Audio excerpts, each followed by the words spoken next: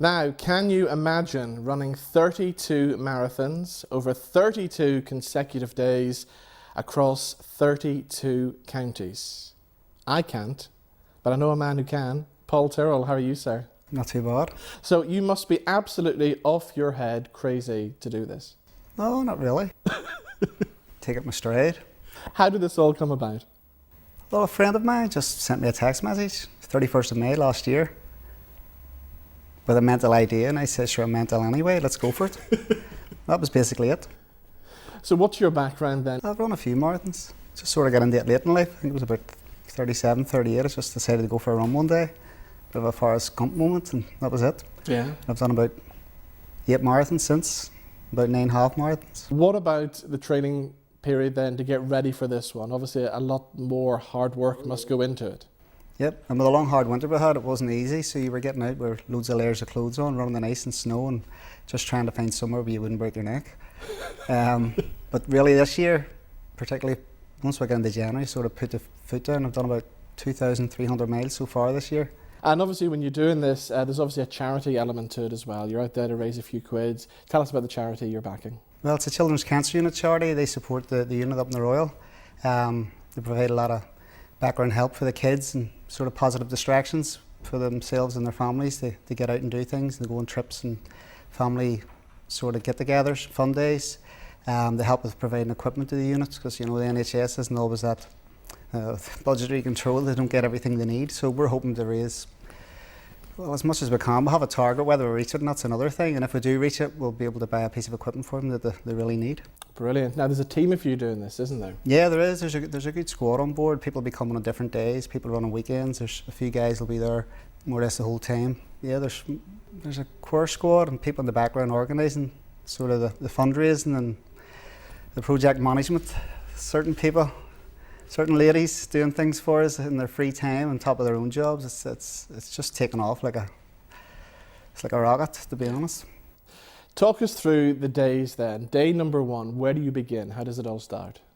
Well, with our title sponsor, Manfred, we're meeting at their headquarters and they're going to take us in their trucks and deliver us to City Park in Craigavon, and we'll do our first marathon around the lakes of Craigavon. I think it's a mile. No, their park run is about, it's 5k, so we'll do about 8.5 loops of the lakes. It should be fun. The weather looks okay, and just take our time, get around, get it done. So you've had a good period for weather-wise, but it also must be a bit of a hindrance as well because it's even warmer than normal out there, isn't it? Well, that was it, but I just changed where I was running and stayed off the road and ran along the leg and tow path out towards Lisburn. It was more sheltered, a bit of a breeze along the river, so it was easier. Generally doing 16 miles a day. So we got 2 hours in a day, it's a good training block, you know. It's hard getting it in sometimes, you're busy with your working and family life and stuff like that, but you just got to persevere. Don't think about it and just do it. And how do your family feel about you doing this? Well, they're okay. I normally would have been away for 2 weeks with my 2 daughters. Only 2 weeks I would get full time with them in a year, so I sort of gave that up, but I provided holidays, separate holidays for them, just so as I could do this. But sometimes you got to just do things for other people. It's a one-off, you know what I mean? It'll be like Christmas, it'll be over in no time. Yeah. So you're running throughout Ireland. Tell us about some of the other locations you're going to be going to. Well, they're basically, most of them are park runs, but we've been in touch with them. Our project manager has been in touch with loads of the park runs, so we're going to run on their courses. The Saturdays will be a big thing because the park runs are on a Saturday morning at 9:30. So like say the third day will be in Derry, and they'll have a couple of hundred people who normally turn up to their park run. So they're really publicising it, and you may get more people turning up who maybe run more than the park run. They'll maybe run 10 miles with us or 13 or whatever the case may be. And hopefully bring a lot of support and help in the fundraising effort.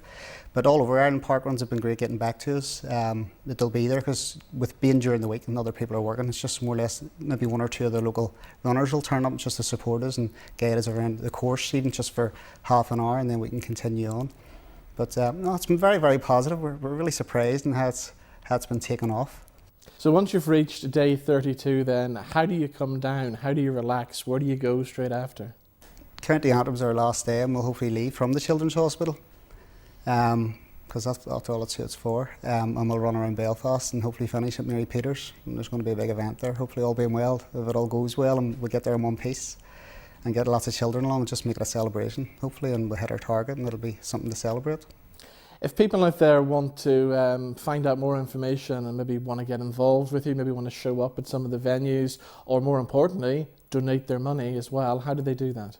Well, we have our website, it's CCU32.com, our Facebook page also CCU32, our Twitter at CCU32 Challenge. We have a Just Giving page set up, that's also CCU32. People can go on, donate what they want, but we have a text service set up where if you send the message CCUC9 and then followed by your amount, £2 or £5 or £20 or £50 or £100, whatever people want to give, and if you send that to 70070 and you'll get a message back from Just Giving asking if you want to leave a message or donate the gift aid if you pay tax, and they'll add on 25%, I think.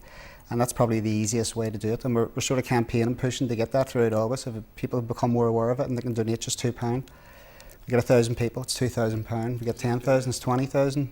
We just got to plug it as much as we can throughout August when we're running.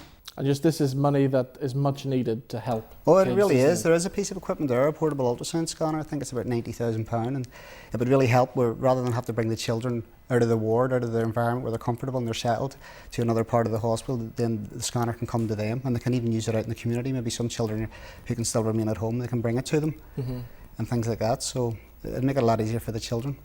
So Paul, the very best of luck with the marathons. I hope you reach that target, and keep in touch with us, and we'll share things in our Facebook page and Twitter and stuff as well, and let people know how you're doing. It's brilliant. Thank you. Thank you so much. Thank you very much. Super.